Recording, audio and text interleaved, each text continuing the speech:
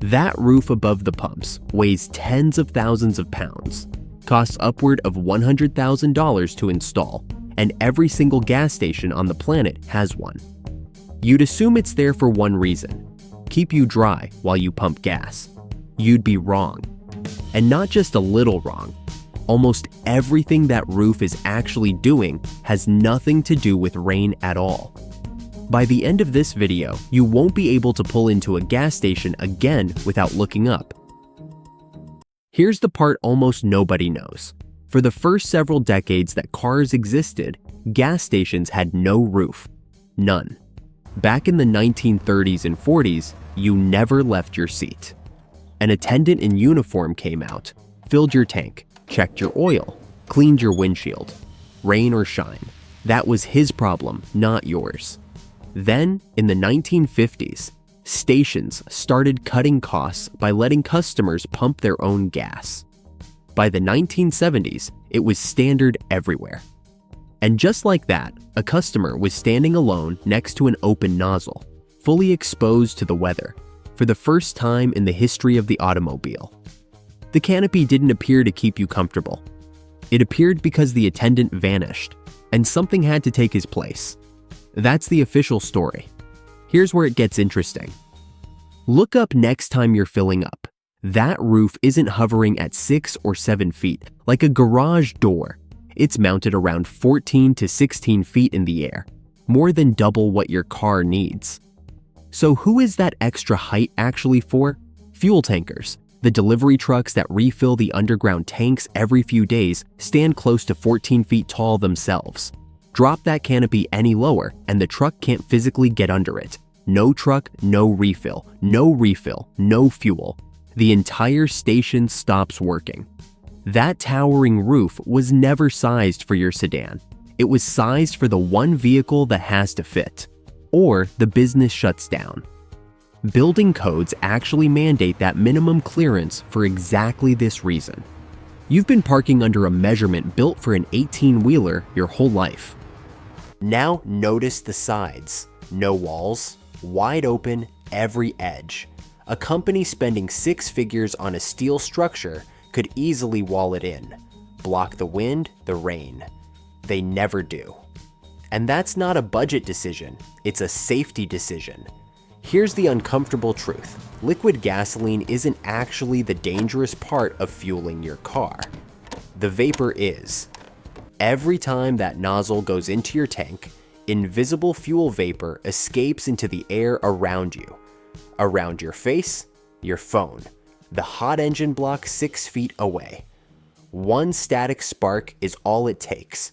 Those open sides aren't a gap in the design. They are the design, letting vapor drift up and out instead of pooling at ground level where you're standing. Same principle as a vent hood over a stove. Nothing is being kept out.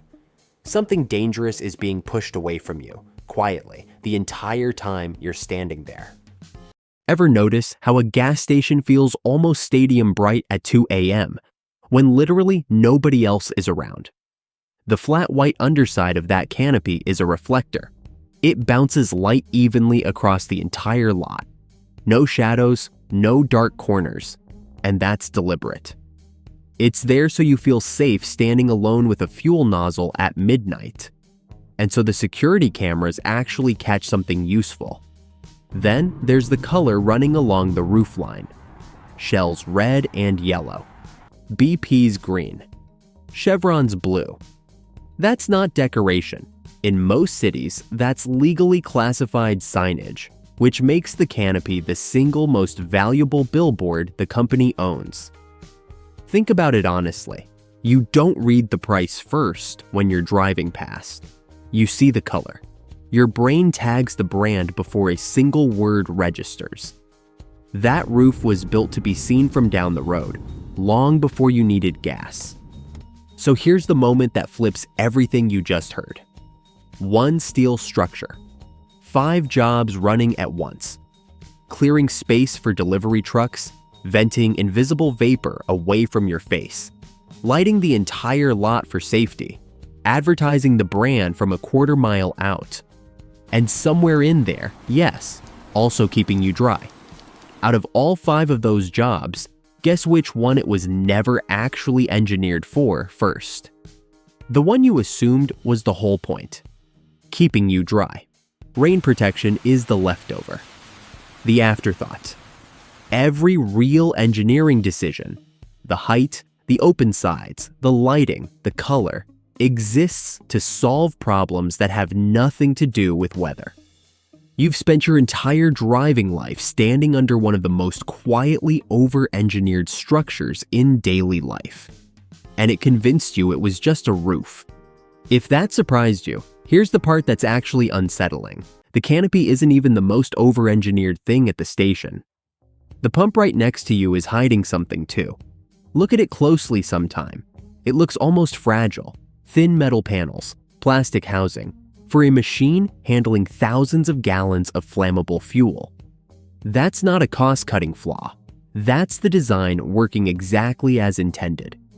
If a driver ever pulls away with the nozzle still in the car, the hose is built with a breakaway joint that snaps clean in two and instantly seals itself shut, instead of ripping the entire underground fuel line apart. It's engineered to fail on purpose, the same way a car's crumple zone is engineered to crush instead of you. Even those yellow steel posts near the pumps aren't random decoration.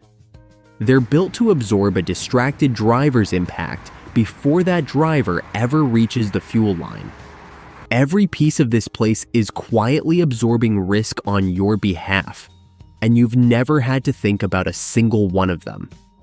So next time you pull in, give it 3 seconds before you grab the nozzle. Look up. Notice the height. Notice the open sides, the light, the color. That roof was never just shelter. It's the result of decades of accidents, engineering corrections, and lessons paid for in ways most of us will never know about. All compressed into one steel frame you've walked under without thinking 1,000 times. What's something else you pass every single day and have never once questioned? Tell me in the comments.